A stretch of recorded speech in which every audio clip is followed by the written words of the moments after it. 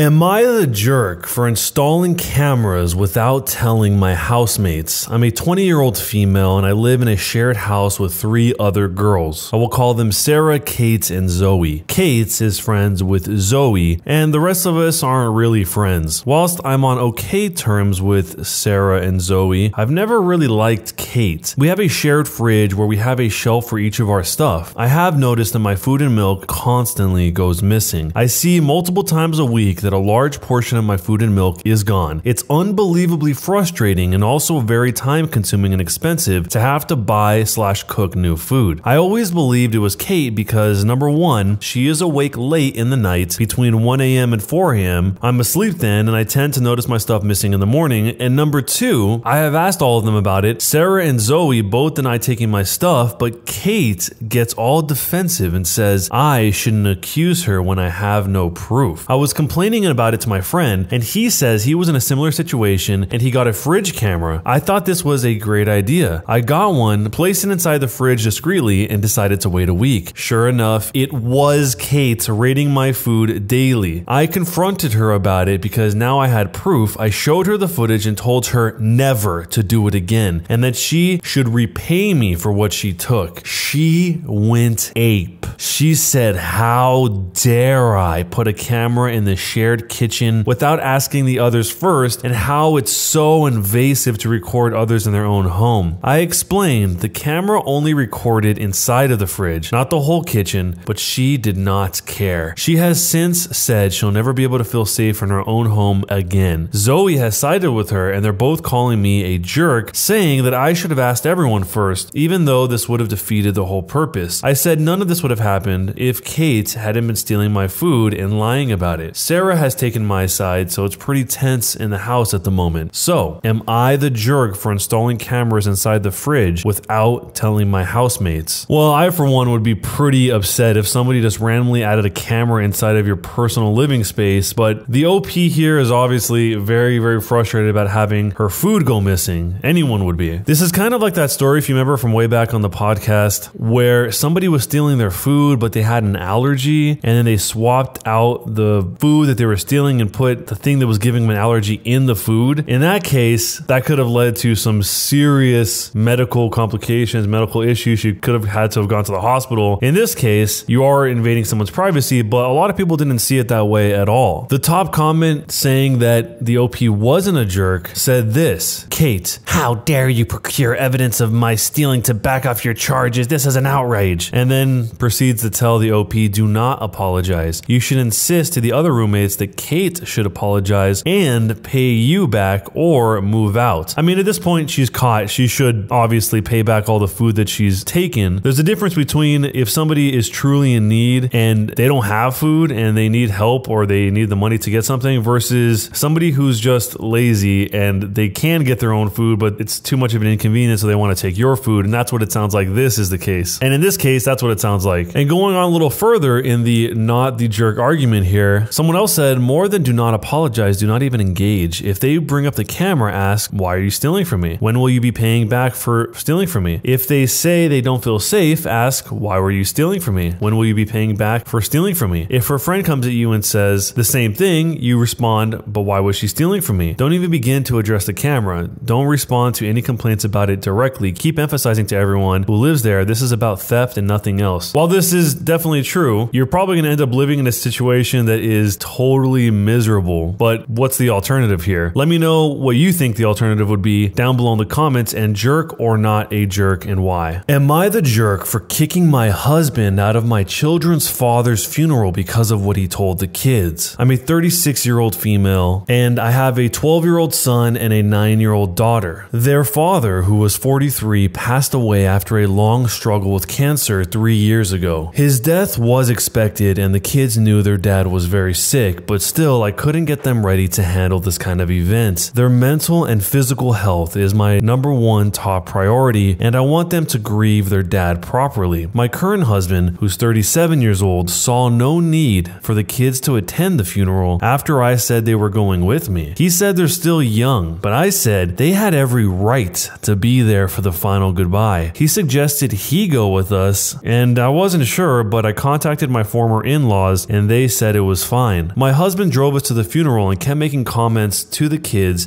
telling them how to behave, which was uncalled for. We got there and I brought the kids to stand near their grandparents while my husband kept introducing himself to strangers and then went to stand next to the kids. I was standing a distance, but I could hear the kids crying. I then started hearing my husband telling them to quiet down repeatedly. I'm not gonna lie, I felt bothered, wishing he'd stop. While the kids were crying, he loudly said, "Stop crying, there's really no need for this. It's not like he can hear you."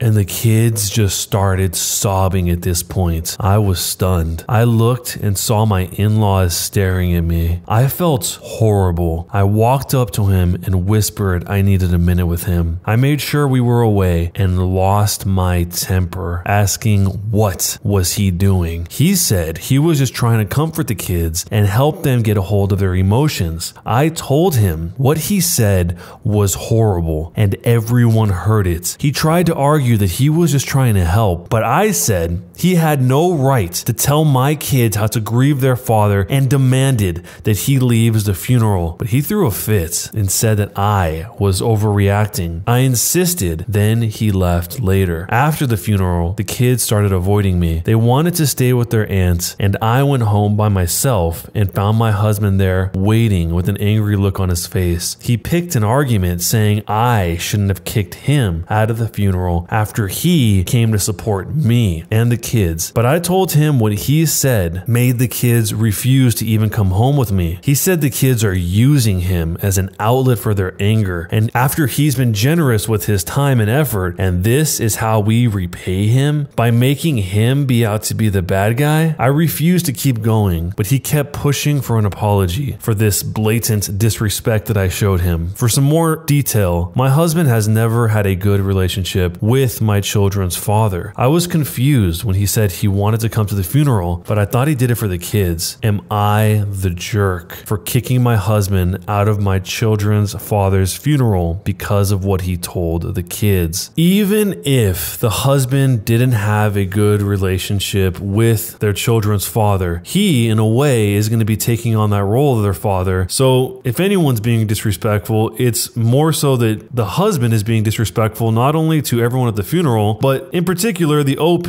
and the kids. What his relationship was like before the children's father passed should have no bearing on how he's treating the kids in this situation, when it clearly seems like that's what's influencing him to act this way. Like, just because he's not sad, it doesn't mean that these kids aren't devastated. It was their father. The top response was saying that this was too little and too late. Your kids are not too young to forget this now. Their relationship with their stepdad will be tainted forever. I would venture to say that it's pretty much over. Your husband knew exactly what he was doing. He was trying to minimize their dad's death. I think that's a really good way of putting that. That's exactly what he's trying to do, trying to minimize the death. Just because it's not a big deal for him, he thinks it shouldn't be a big deal for the kids, and that they need to pipe down or whatever he's telling them. He was making it about him. It was a purposeful show. He was still there, and that he was the dad now. All he should have done is sit there and kept his mouth shut and give you the support needed to help support your kids. I don't see therapy fixing any of this, specifically regarding the relation to the children's relationship with their stepfather. Obviously, grief counseling would help the children and is definitely needed. Family therapy with the mom is also going to be needed as well. So that's just one take, but let me know what you would do if you were in this situation, and is the OP a jerk or not a jerk, and why? Am I the jerk for not being there for my wife when she had a miscarriage? A few months ago, my wife, who's 29 years old, and I, 31 years old, found out she was pregnant. Around a month later, we found my mother was terribly ill and taken to the hospital in Morocco. We decided to take the airplane to Morocco while the borders were still open. 5 hours before the flight, my wife found out she had a miscarriage. She was rushed to the hospital, but I was now stuck between staying with her and visiting my terribly sick mother. My wife wife begged me to stay, but I could not since the plane tickets were expensive and there was no guarantee my mother would be alive when she felt better. When I told her this, she started sobbing and refused to talk to me. I felt bad for the entire flight. When I arrived and got picked up by my sister, she started asking where my wife was, and I told her the truth, which she started yelling at me, telling me that I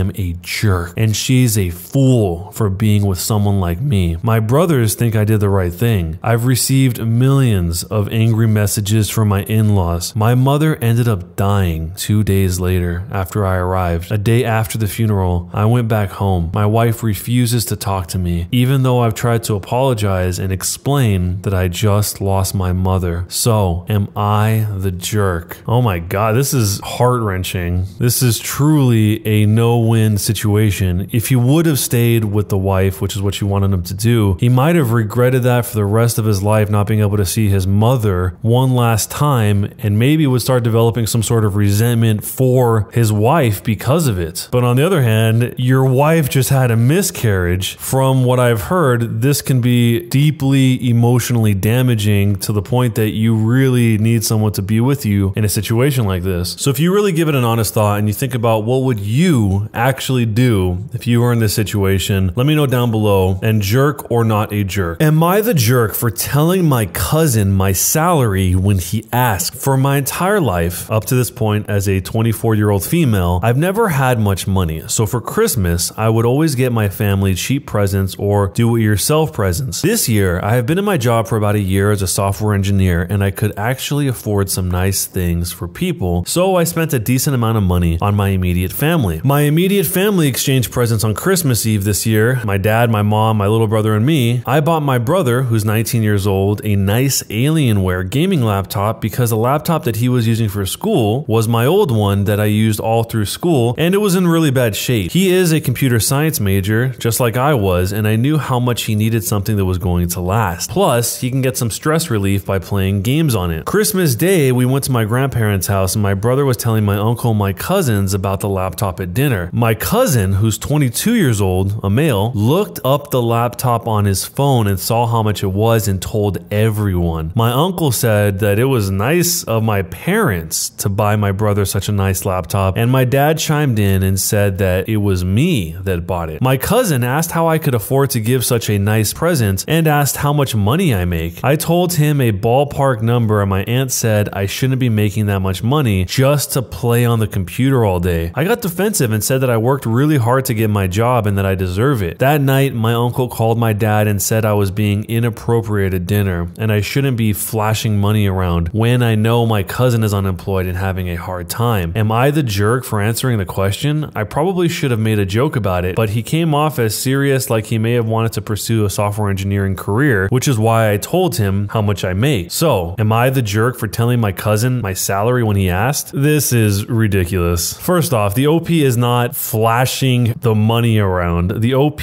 saw that her brother was in need and wanted to help her brother. She's not going around buying Rolexes or jewelry or whatever. She's doing something that he could actually use because he is also in a similar position that where she used to be as a computer science major. And it wasn't even her, the OP, that brought up the laptop in the first place. The brother brought it up, and that made the cousin ask questions about it. But the cousin asking questions about it is the one that's prompting the whole situation, not the OP. So this whole thing seems very ridiculous, and it seems like it kind of wounded the cousin's ego, or maybe made them feel more sad because the cousin, even though he's 2 years younger, sounds like he's having a really hard time. But the OP also says that up until this point, this is the first year the OP has had this really good job. The OP was probably in a similar position to the 22-year-old cousin here. So what's your take on this? And what would you do if you were in this situation? Jerk or not a jerk?